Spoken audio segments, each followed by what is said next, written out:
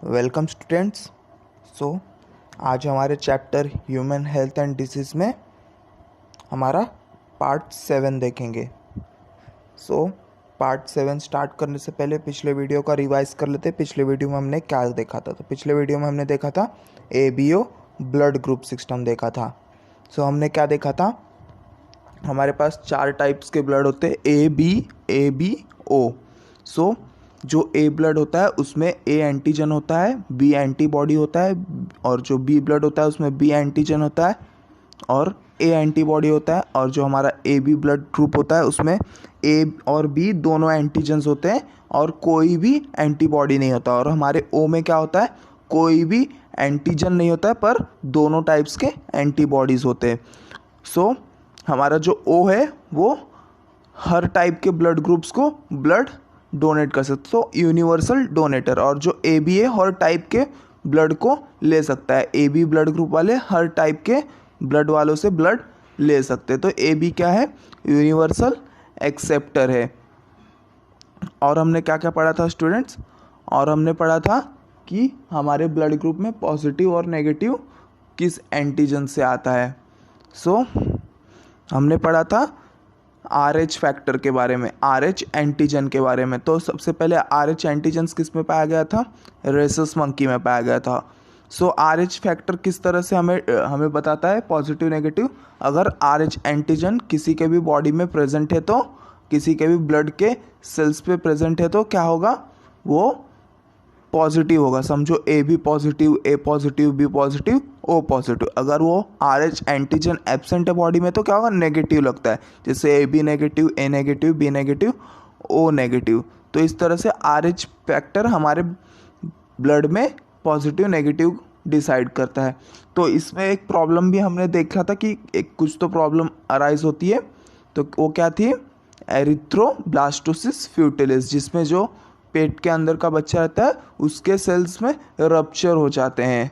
क्या होता है? उसके सेल्स में रप्चर हो जाते हैं और उसके सेल्स क्या होते हैं? डिस्ट्रॉय हो जाते हैं, जिसके वजह से बच्चा मर भी सकता है और बहुत ही क्रिटिकल कंडीशन अराइज हो जाती है। तो ये हमने पिछले वीडियो में देखा था।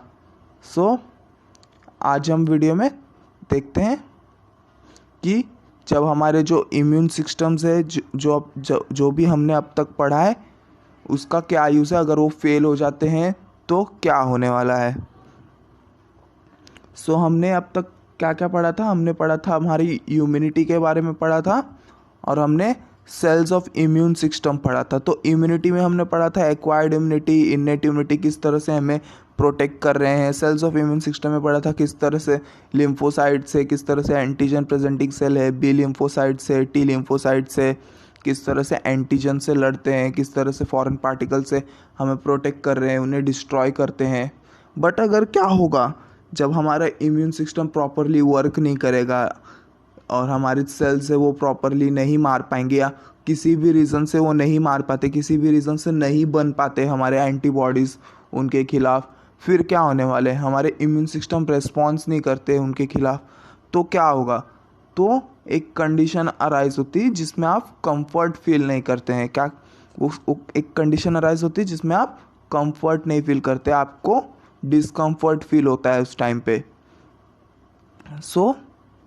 उस कंडीशन को हम लोग क्या बोलते हैं? बीमार हो चुके हैं। क्या हो गया? अब बीमार हो चुके हैं, तो उस कंडीशन को अब क्या बोलते हैं?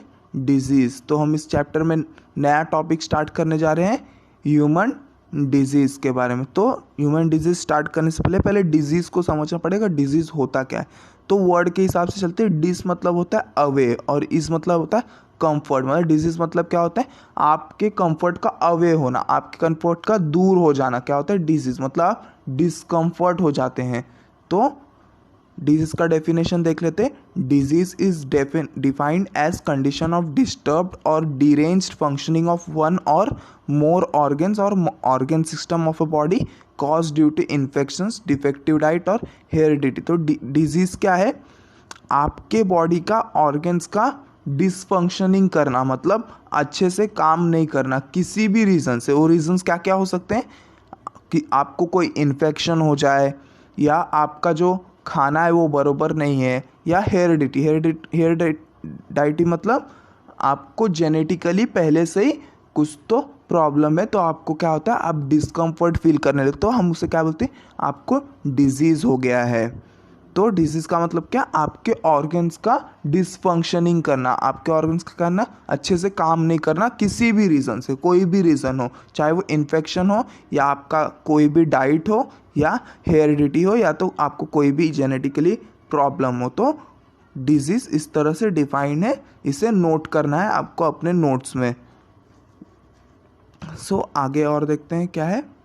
तो 2 टाइप के डिजीज़ होते हैं, कौन कौन से, पहला है कॉन्जेनाइटल डिजीज़ और दूसरा है एक्वायर्ड डिजीज़। तो क्या है, कॉन्जेनाइटल डिजीज़ एंड दूसरा है एक्वायर्ड डिजीज़। पहला देखते हैं कॉन्जेनाइटल डिजीज़ होता क्या है।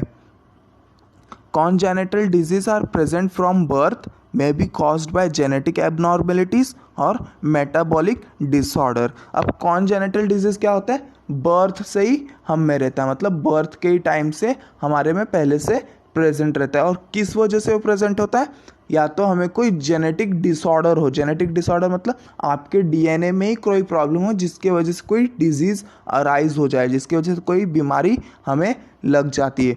और दूसरा क्या है, मेटाबॉलिक डिसऑर्डर। मेटाबॉलिक डिसऑर्डर मतलब क्या होता है कि आपके अंदर जो भी केमिकल रिएक्शंस होते हैं वो अच्छे से नहीं होते, तो इसके वजह से भी हमें क्या होता है, डिजीज़ हो जाता है, बचपन से ही वो डिजीज़ हो जाता है हमें।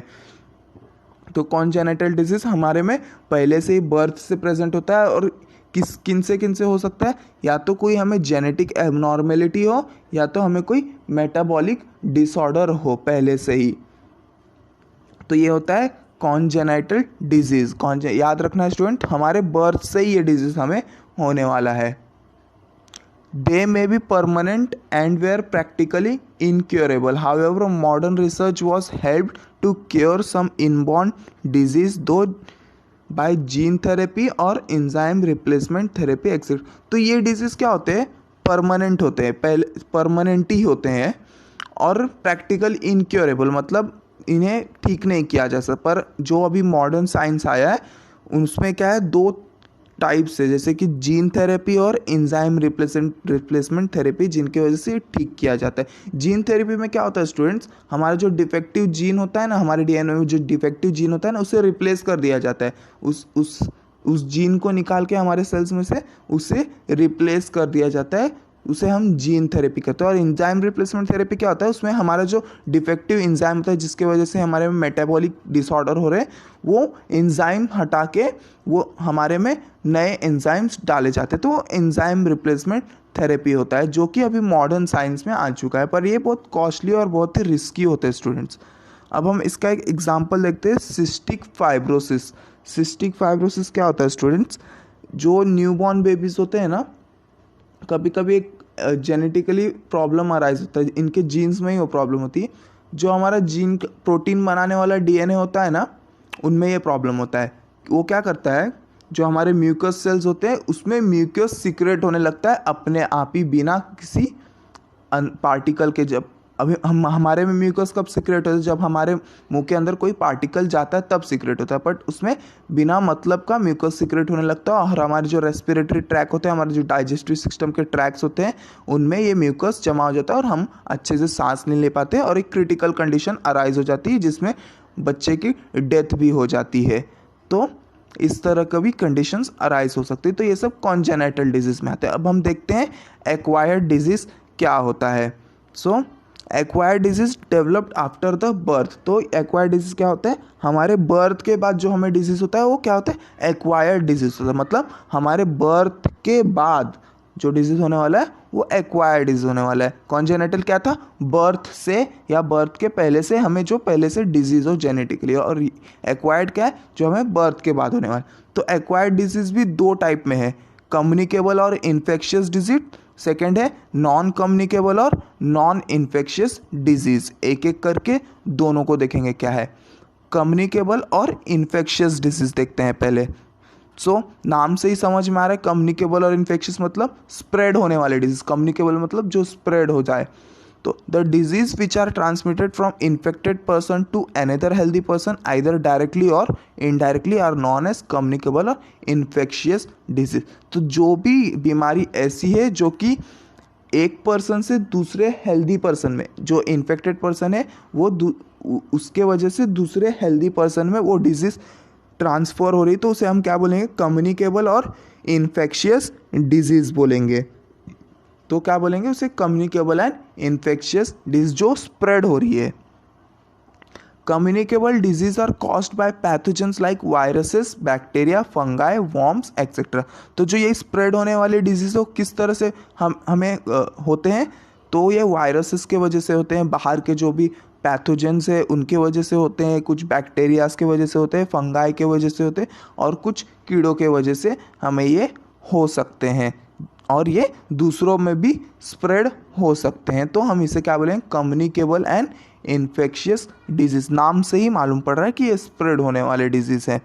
सो ये हमें किससे किससे हो सकते हैं, वायरसेस, बैक्टीरिया, फंगाई और वॉर्म्स के वजह से हो सकते हैं। एक बेस्ट एग्जांपल है स्टूडेंट्स मलेरिया। जो मलेरिया होता है ना, इनडायरेक्टली स्प्रेड होता है, मतलब जो इन्फेक्टेड पर्सन होता है वो जाता नहीं है कहीं पे कि मैं तुम्हें इन्फेक्ट कर दूंगा करके।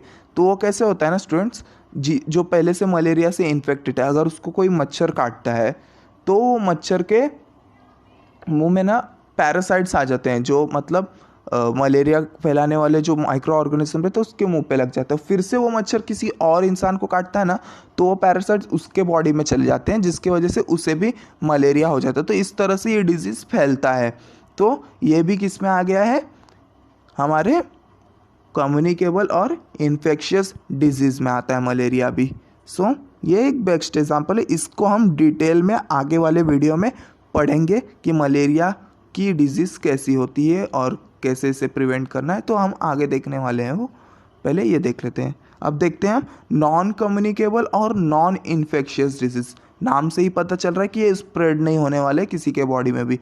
So, the disease that cannot be transmitted from infected person to another healthy one, either directly or indirectly, are known as non communicable और नॉन इन्फेक्शियस डिजीज। तो ये डिजीज स्प्रेड नहीं होने वाले, ये इन्फेक्टेड पर्सन में ही रहेंगे हरदम, और कोई किसी हेल्दी पर्सन में ये ट्रांसफ़र नहीं होने वाले ये डिजीज़ उस इन्फेक्टेड पर्सन से। तो ये क्या है हमारा, नॉन कम्युनिकेबल और नॉन इन्फेक्शन। नाम से ही पता चल रहा है ये स्प्रेड नहीं होने वाले डिजीज, इन्फेक्टेड पर्सन के इन्फेक्टेड पर्सन में ही रहने वाले हैं, ना कि उस पर्सन से दूसरे पर्सन में ये डिजीज़ ट्रांसफ़र होने वाला है। तो ये क्या है, नॉन कम्युनिकेबल और नॉन इन्फेक्शियस डिजीज़ है। इसका एक एग्जांपल देखेंगे स्टूडेंट्स। एग्जांपल क्या है इसका, ये लिखना है आपको अपने नोट्स में। जो भी डेफिनेशंस आपके स्क्रीन पे दिखते हैं उस सबको नोट करना है और अपने खुद के नोट्स बनाने हैं। तो एक एग्जांपल देख लेते हैं। एक बेस्ट एग्जांपल कैंसर है। तो जो कैंसर होता है स्टूडेंट्स वो किसी में फैलता नहीं, किसी भी इन्फेक्टेड पर्सन जो इन्फेक्ट है उसमें ही रहता है। तो कैंसर डिजीज़ क्या होता है, फैलता नहीं। तो इसका एक बेस्ट एग्जांपल है। ये दूसरे के बॉडी में नहीं फैलने वाला है। अब कुछ टर्म्स जान लेते हैं स्टूडेंट्स। तो पहला टर्म है पैरासाइट। क्या होता है, an organism that lives in or on an organism of another species and benefits by deriving nutrient at the other expense. तो एक ऐसा ऑर्गेनिज्म, एक ऐसा माइक्रोस्कोप जो किसी पे रहता है या किसी के अंदर रहता है और उनके ही न्यूट्रिएंट्स यूज़ करके अपना खुद का फ़ायदा करता है और उन्हें नुकसान कर देता है, जिनका न्यूट्रिएंट्स वो यूज़ कर रहा है। तो उन्हें क्या बोलते हैं, पैरासाइट्स बोलते हैं। और वो जिन पे रहता है या तो जिनके अंदर रहता है उन्हें हम क्या बोलते हैं, होस्ट बोलते हैं। क्या बोलते हैं, होस्ट बोलते हैं।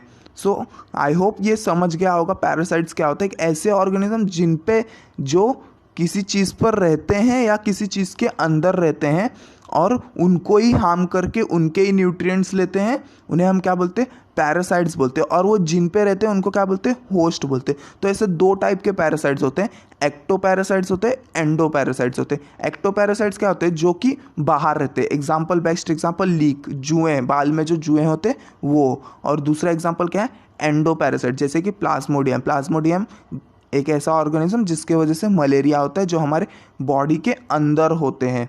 वो पैरासाइट्स क्या होते हैं, अंदर होते हैं, अंदर ही न्यूट्रिएंट लेते हैं और हमें ही हार्म करते हैं, हमें ही मलेरिया फैलाते हैं हमारे बॉडी में।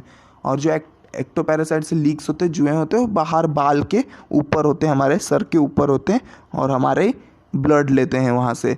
तो हमें वो हार्म कर रहे हैं, हमारा कोई फ़ायदा नहीं कर रहे हैं, हमारा ही न्यूट्रिएंट्स यूज़ करके हमें हार्म कर रहे हैं। जिस थाली में खा रहे हैं उस थाली में वो छेद कर रहे हैं।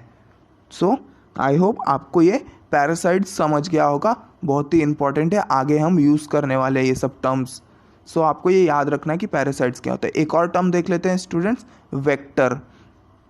वेक्टर क्या होता है? Any agent which carries and transmit an infectious pathogen into another living organism is known as vector. अभी वेक्टर क्या होता है? कोई तो एक ऐसा एजेंट जो कि दूसरे ऑर्गेनिज्म को, जो बीमारी फैलाने वाला ऑर्गेनिज्म है, उसको लाके दूसरे पर्सन में छोड़ रहा है, तो उसे हम क्या बोलते हैं? वेक्टर। बीच वाला जो एजेंट है, मतलब वो दलाली कर रहा है एक टाइप से उन पैथोजन्स की, वो हमारे में कहीं और से पैथोजन लाके हमारे में छोड़ रहा है, तो वो क्या है? जो बीच वाला एजेंट है, हम उसको क्या बोलते हैं? वेक्टर बोलते हैं, वेक्टर। तो इसका एक बेस्ट एग्जांपल क्या होता है स्टूडेंट्स? मच्छर, मॉस्किटो होता है एक बेस्ट एग्जाम्पल। मॉस्किटो क्या करता है स्टूडेंट्स? जो भी, अब समझो मलेरिया है, मलेरिया का जो भी उसमें माइक्रो ऑर्गेनिज्म है, वो मॉस्किटो उस माइक्रो ऑर्गेनिज्म को लेके आता है कहीं से, किसी के भी बॉडी से, और दूसरे बॉडी में लाके छोड़ देता है। तो यहाँ पे मॉस्किटो क्या है? वेक्टर है। क्या है? वेक्टर है मॉस्किटो यहाँ पे। तो आपको समझ गया होगा इस एग्जांपल से वेक्टर मतलब क्या होता है? ऐसा एजेंट दो दूसरे इन्फेक्शियस माइक्रो ऑर्गेनिज्म को कैरी करता है और दूसरे में ट्रांसफ़र करता है कोई तो डिजीज़, तो वो क्या होता है? वेक्टर होता है उसका मतलब। सो आई होप आपको ये समझा होगा। तो मॉस्किटो क्या है? यहाँ पे वेक्टर का काम कर रहा है। ऐसे हमारे मक्खियाँ भी होती है, तो वो भी वेक्टर का काम करती है। अब हम अगले वीडियो में देखेंगे मलेरिया डिजीज़ के बारे में, और डिटेल में पढ़ेंगे और देखेंगे किस तरह से इसे प्रिवेंट किया जाता है और क्या क्या इसके टाइप्स है। तो इस वीडियो में इतना ही। थैंक यू स्टूडेंट्स, मिलते हैं अगले वीडियो में।